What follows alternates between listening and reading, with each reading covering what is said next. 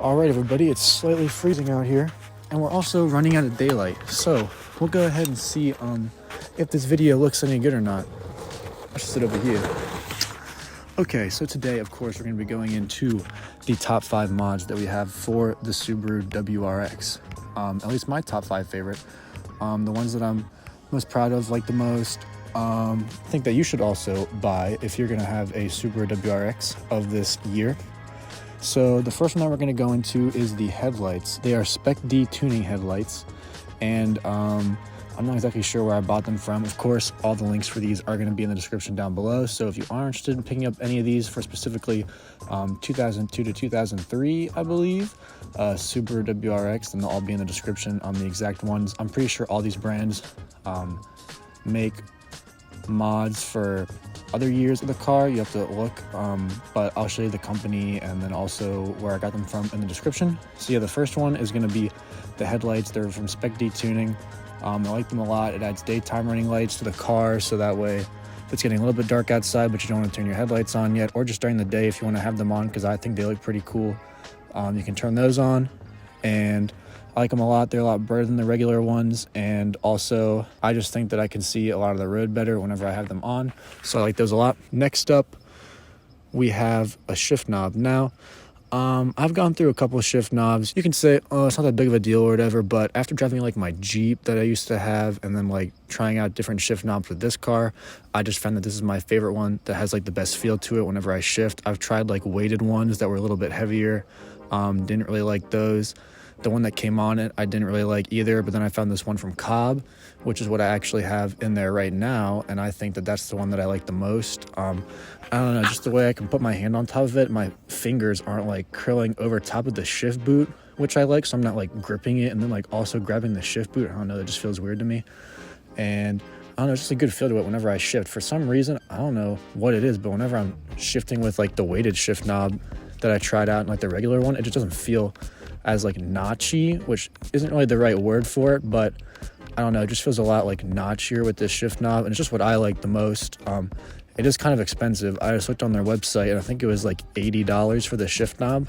I have the white one right now, but since I'm going for like, you know, black and blue kind of theme on this, I have a black one on the way, hopefully, that I can put in, so that'll kind of go with the theme, because it's the only white thing in the car that I have right now, so go ahead and get that to black, match it all. So yeah, I liked it so much I bought a different color of it, so if that says anything. If you saw one of my videos I recorded, I don't know, like a couple months ago or something like that, I think it was like July or August, it was a couple months ago, I got a head unit for my car, which is number 3, my Apple CarPlay head unit. I have had like Bluetooth head units in previous cars, and I thought that it was finally time, now that it's like more affordable and they weren't as expensive. I didn't want a super cheap one because I know that like whenever you touch the screen and stuff, it gets super laggy and it's not as responsive. But this one, I think, was around like $300. It has Apple CarPlay, Android Auto. It also just has regular Bluetooth. It came with a mic for calling.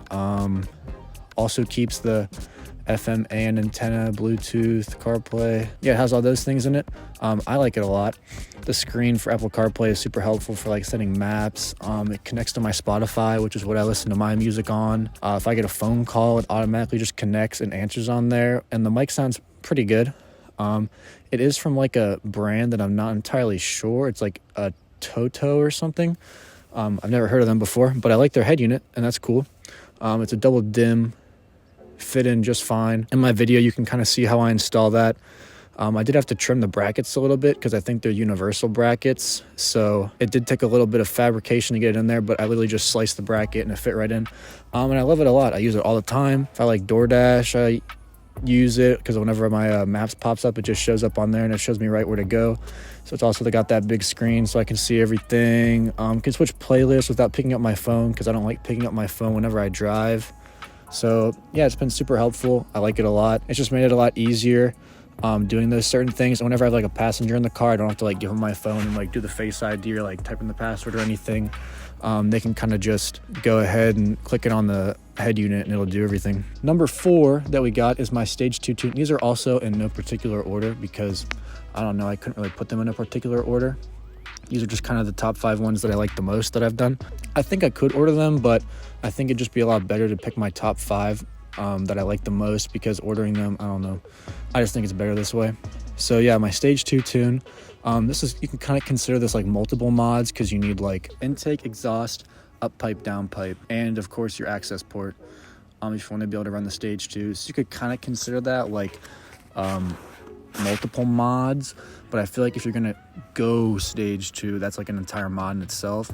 So that's why I chose that as one of my favorite mods. So it just adds a lot more power to the car, I feel like. Of course, everybody likes to put an exhaust on your car. If you're gonna put an exhaust on the car, it's gonna sound better with the up pipe and down pipe, get those turbo noises a little bit more. Everybody likes to hear that boxer engine a little bit. So I mean, just buy the tuner and you get those couple parts, it can change the car a lot. I feel like, I think you do have to run 91 or more, but I think you should already be running 91 or more if you have the Subaru. I think it says that in the manual.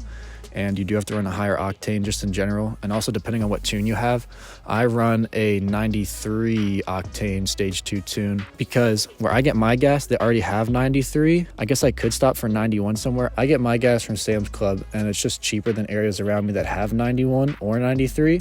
So I just chose to run 93. Maybe it adds more horsepower to have 2 more octane. I'm not really sure. That's just the map that I choose for my stage 2. And it's just as simple as flashing the ECU with the stage 2 tune after you install all your mods, and then you get all those power gains. I also think it's just a little bit more responsive too, on throttle and things like that.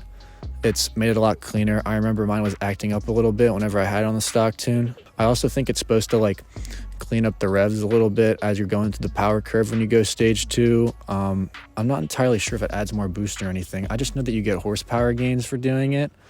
Which is why I did it. I feel like I can feel it. I don't know exactly how much more horsepower it added. It probably shows on their website, but I don't know. I feel like it adds more power. It makes it more fun to drive. You can set your stage 2 if that's something that matters to you.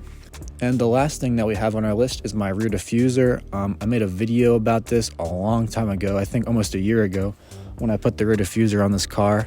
It was super simple. It was from Strafe Design. So yeah, rear diffuser. Have the video on that if you want to check out how to install that. All that is on there. If you need help or anything like that, or if you just want to see more videos or pictures of what it looks like, that's all in that video. But yeah, those are my top 5 favorite mods that I've done to my car. I like them a lot. I think that you should do them too if that's something that you're interested in, or if you also have the same like viewpoints for your car that I do. I like them a lot. And yeah, thank you guys so much for watching. I really appreciate it. And thank you for all the support on the videos recently. It definitely does not go unnoticed. I like seeing all your guys' comments. I make sure I heart them, like them, whatever. So yeah, thanks a lot. And we'll go ahead and see you in the next one.